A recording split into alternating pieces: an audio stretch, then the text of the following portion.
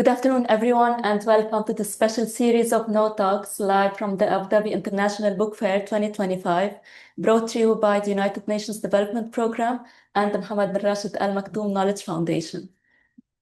KnowTalks is our signature series where we invite thought leaders and change makers from all over the world to challenge how we think, how we act, and sometimes how we speak.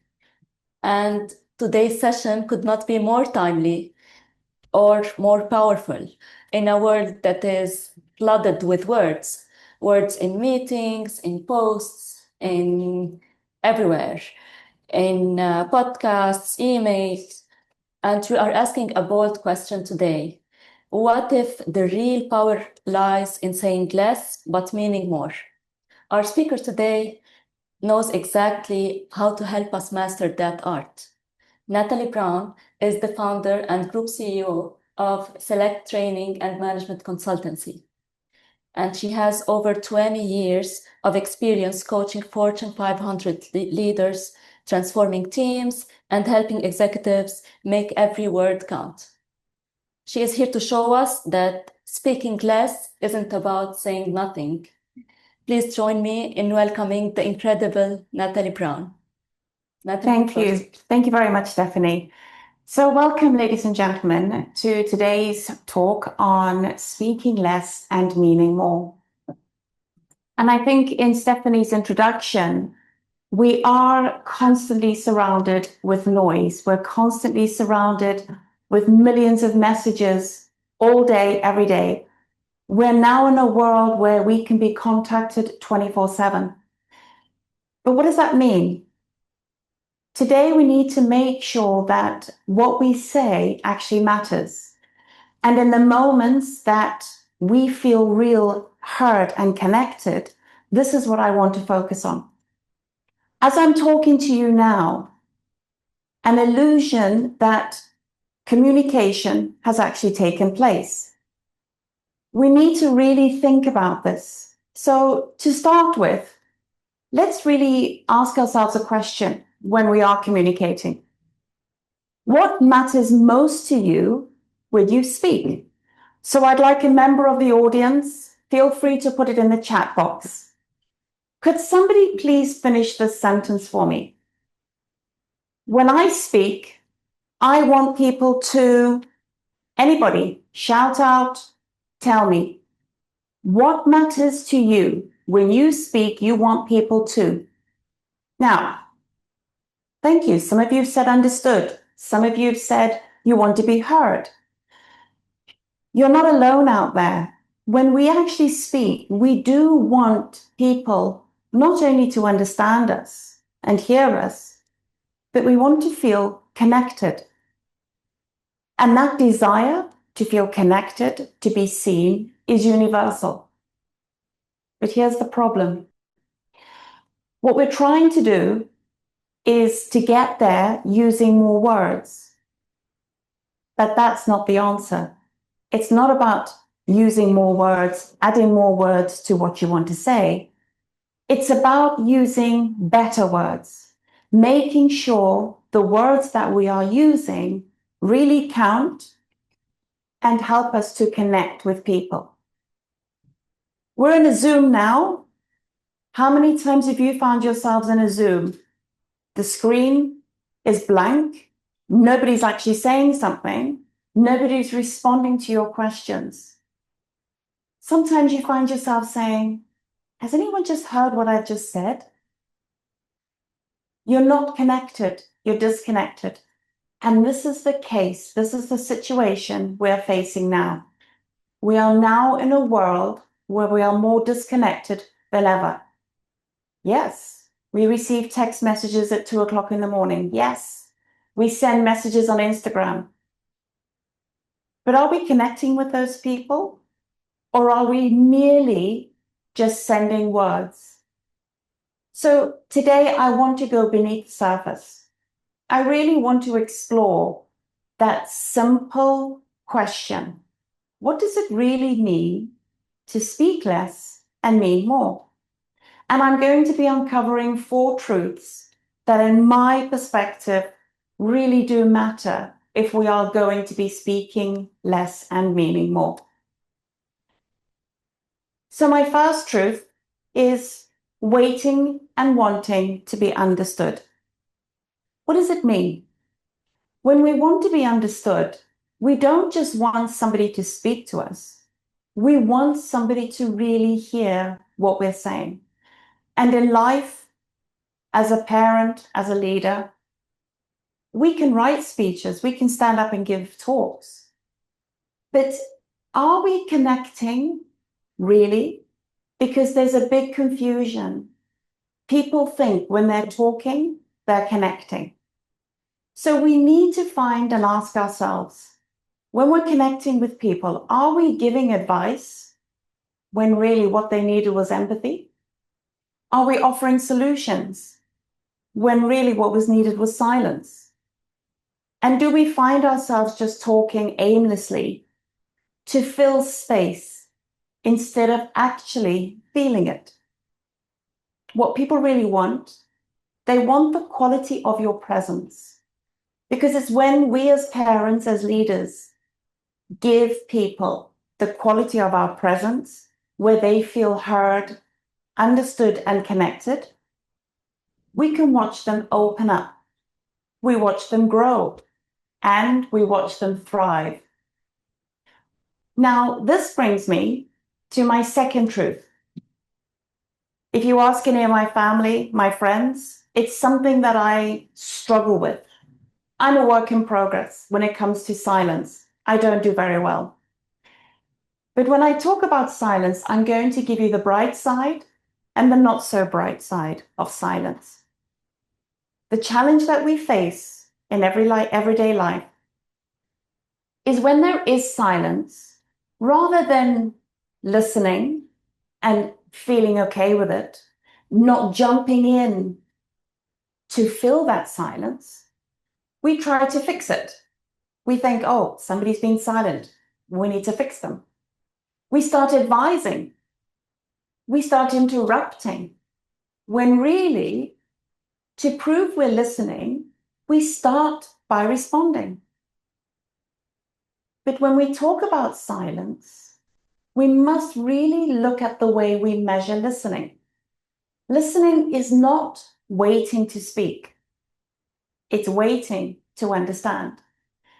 There are some people that rush into wanting to fill those spaces, those empty, quiet spaces. But when we do that, we often find that we dilute our words. Because when we do dilute our words, that's when less becomes more. So we really need to take a step back and ask ourselves, when somebody's talking to us, are we listening? Or are we waiting to respond? We're waiting to speak. As leaders, as parents, I'm sure we've often found ourselves walking away from a conversation, barely having said anything, yet we felt understood, we felt connected. Often we don't remember the loudest person in the room.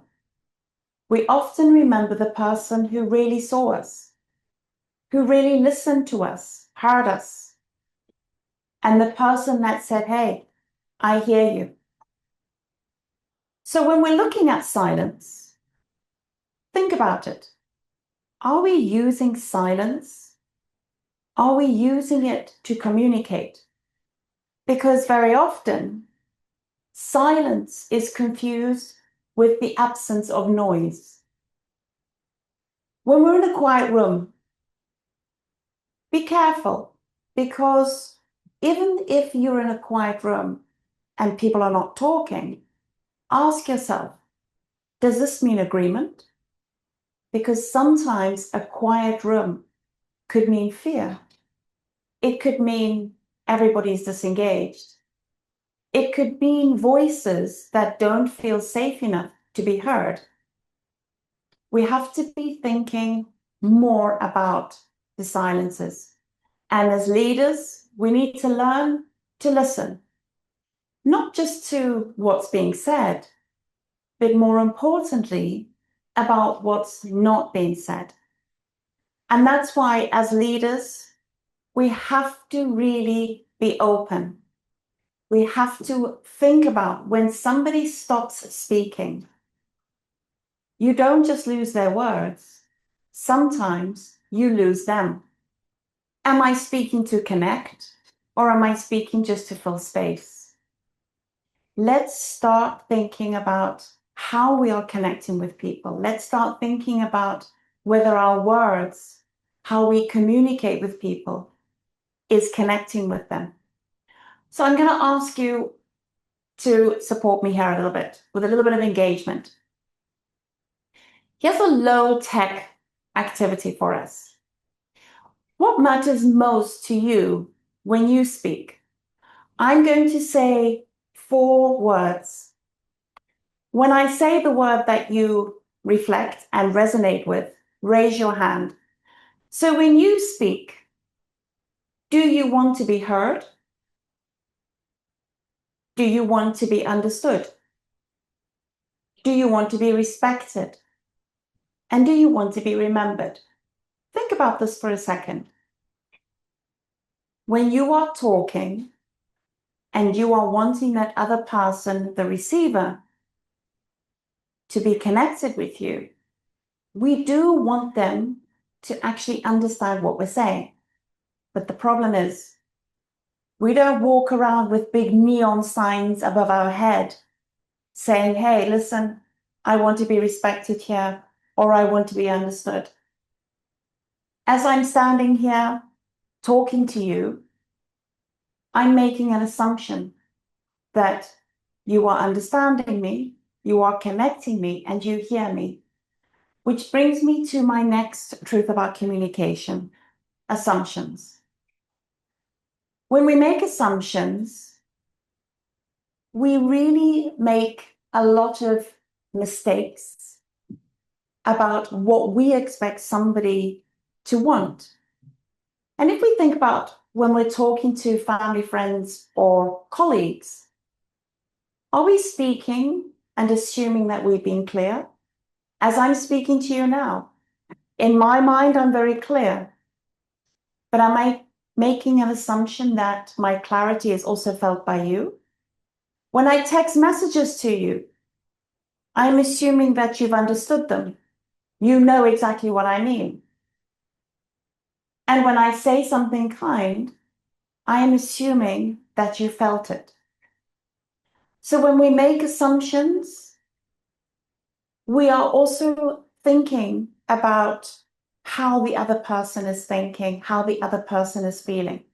And this can sometimes lead us to an emotional gap. Because I said it, you heard it. Because I explained it, you got it. Because I showed up, you supported it. And this is one of the biggest gaps in communication. That quiet space between what we intend and what the other person experiences. Because when we really think about what's happening, we need to realize that just because I'm present, it doesn't necessarily mean that I've communicated with you and I've got a connection. And just because I'm speaking, it's not the same as understanding. We need to be aware of this, and we need to ask ourselves, when we are talking and when we are present in a Zoom room, in a meeting with our children, are we truly connecting with them, or are we just speaking? Real connection is rare. As I said before, we're surrounded by a world with noise, loud noise. We have to cut through all the clutter and understand that just being there doesn't make the assumption that we are connecting with people. Because most of the time, we don't realize we are assuming connection just because a sound was exchanged, just because words came out of our mouth. We have to ask ourselves, are we connecting or are we just communicating? Which brings me to my next truth about communication, feelings. How does it feel when somebody has made an assumption that you understood the text message, that you understand what they mean? Those feelings are things that we need to consider. The thing is, feelings are not just words. It's how you make someone feel. And after you've said the words, they fade. It's that aftertaste that lingers. It's how you made someone feel. There's a leadership saying which says, talk is cheap.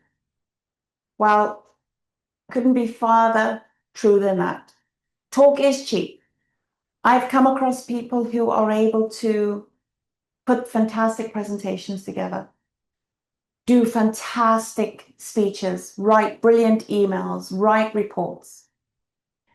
Yet, when we really think about it, as leaders, as parents, the empathy and the emotional intelligence are what really matters. They are not nice to have, they are power skills. We think about emotional intelligence, being able to read the room, being able to see what somebody means, being able to control our own emotions. And when we think about empathy, thinking about walking in someone else's shoes, they shape your culture, they shape commitment. And here's quite a painful truth. They even shape the way people talk about you, especially when you're not in the room. Because you see, ladies and gentlemen, words, they disappear. They're like vapor. They rise, they vanish, but the emotional aftertaste is what stays.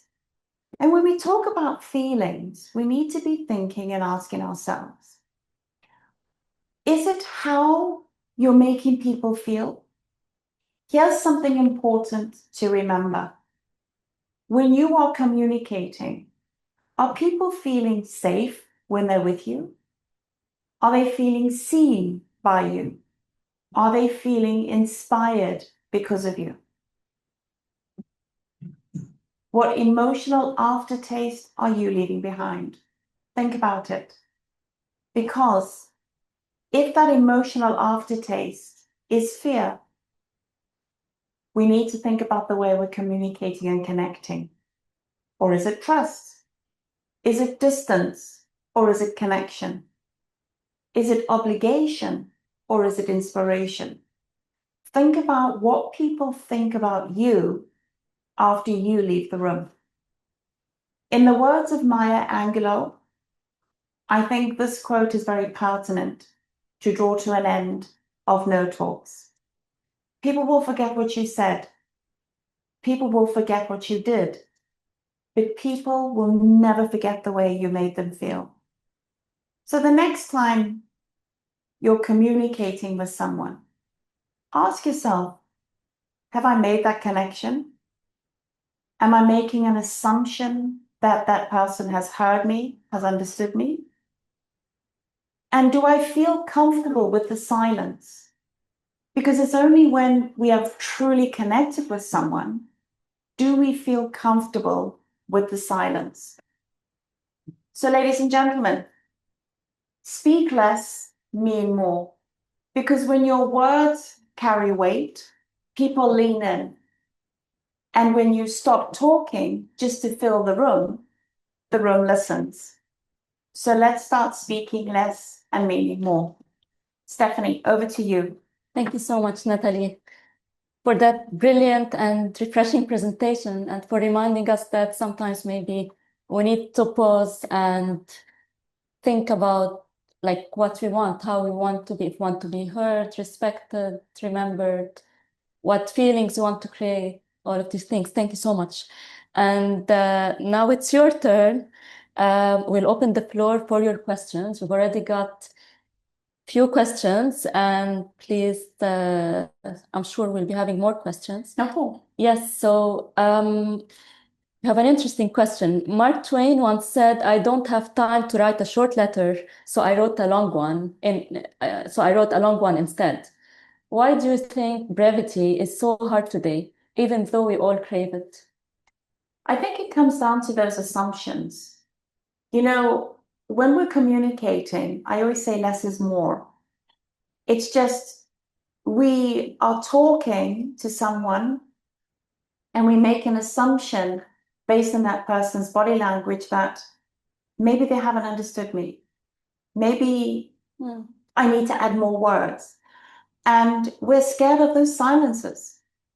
So the reason people find it so difficult to write less, and as you said, be Mark Twain and be very brief, is because we don't have that trust in ourselves that what we are actually saying matters. We don't need to write a whole book to say a few words and to communicate a few words. And it also comes down to that connection. If I connect with someone, you can see what I mean by just looking at my face. If I have connected with you, you will understand just by a few of my hand gestures.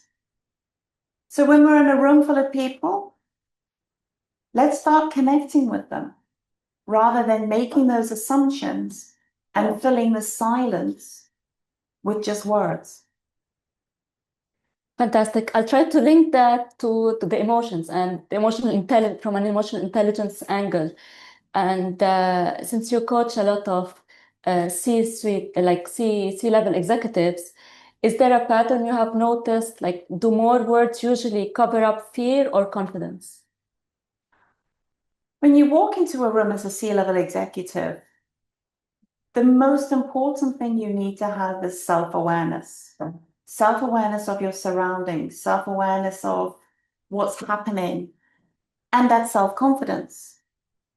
And if you are self-confident by saying just 2 or 3 words, but powerful words, words that actually help to connect with the audience, this says a lot more than just rambling on a long speech. So I often coach my clients in, let's talk, communicate, but also let's leave time for those silent periods where it helps people to really understand what you've just said. To digest. Absolutely. And don't make assumptions that everyone in the audience has understood. So use simple words and clear words. Very, very important. What's one question leaders should always ask themselves before they open their mouth? What's one question leaders should always ask themselves before they open their mouth? Is this the right time? Is this the right time for me to speak? Should I keep quiet? Yes. Because the noisiest person in the room is not always the person that you remember. And sometimes by being quiet, you're actually listening to what's not being said. So remember those 2 edges of silence. We don't want to create an atmosphere where the silence means fear and a lack of trust, basically. Thank you. Of course, we have a question about AI. So with AI writing more emails, reports, and even poetry now, what human communication skill do you believe will become even more valuable in the next 5 years? Okay. So I often get asked about AI. Oh, is AI going to replace our job? Is AI going to replace me? AI won't replace you as long as you upskill yourself, as long as you embrace AI and you keep up with the times. So I don't doubt that in, let's say, 18 months, I will be holding meetings with robots. The one thing, though, that I am doubtful as to whether AI or robots can ever offer me is that level of emotional intelligence, the social intelligence people bring to the table. You know, AI is only as good as the information that you put in, right? So we have to ask ourselves, is it possible for a robot to think exactly like a human? And how can I stay up with what's going on, what's happening around me? Because I don't want to be in a situation where I'm being replaced by a robot because I didn't keep upskilling myself. Yes, thank you. Now imagine if we had a word budget. That's an interesting question. 100 words per day maximum. How would that change how companies work, how teams connect, or even how families interact? Well, the world would be a lot quieter. Let's put it that way. Yeah. And if we think about times of COVID, we were having a lot of Zoom meetings. We were having a lot of sending a lot of emails, etc. If there was a word budget, I think a lot of the fluff would disappear. And I also think people would be very, very direct. At the moment, when we need to send a negative message, we fluff it up by some fluffy language. That wouldn't be the case. We would need to be very direct, to the point. And I think a lot of us would be on energy savers, really thinking about, is this word needed? Can you imagine the emails? But then there's the other side of those assumptions. So if we send an email or we send a message that is 3 words, did that person understand what we meant? Is there a lot of lost in translation? We have to then think about the assumptions that could be happening with that when we're working on that word budget. But it's a great question. Yeah, thank you. And thank you for the person who asked it. Trying to go through the questions. So yes, studies show that the average person says around 16,000 words a day. That's correct. Yes. But how many of those words do you think actually land? If you could give us one word diet tip, what would it be? One, sorry? Word diet tip. Okay. So think about how many words children say. Mm. Okay. I'm assuming we're talking about adults here. I would say about 20% is actually understood and landed. And a diet word tip would be use AI. Mm.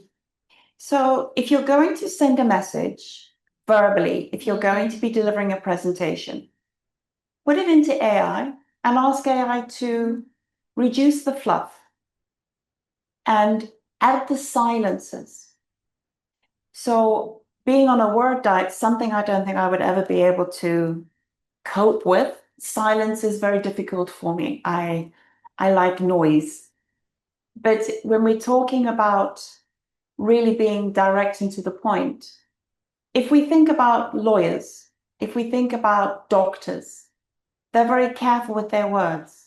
They could say 100 words and they can say 3 or 4 words. They would mean the same. So ask yourself, are the words that I'm using understood, understandable by everyone? And am I leaving a lot out for that lost in translation, those assumptions? But more importantly, we also discuss feelings. How am I making the other person feel if I reduce my words considerably? Amazing. And I think now with AI, I think Mark Twain's issue would be solved. Yes, yes, absolutely. How many of us, when we have to write an email, have lost the art of actually picking up a pen and putting it to paper? ChatGPT, Exactly. Copilot, all Yeah. of these softwares that are around us now are the ones that we use. Thank you, Natalie. I'll wrap it up here because we like to keep our sessions like short and crisp. We have Thank got you. so many other questions, but we'll be sharing them with you Thank you very much. later on. Thank you so much. And thank you everyone for that great energy and questions. And thank you really for reminding us that that so many words don't mean that we are saying something that is Yeah. meaningful. So Thank you. My pleasure. And we'll see you again tomorrow in a new No Talk about AI, and with Abdelmateen Youssef, CEO of Project You, who will be telling us or demystifying 7 tips or 7 secrets to using AI to create more impact in our daily and work lives. Thank you so much. Thank you.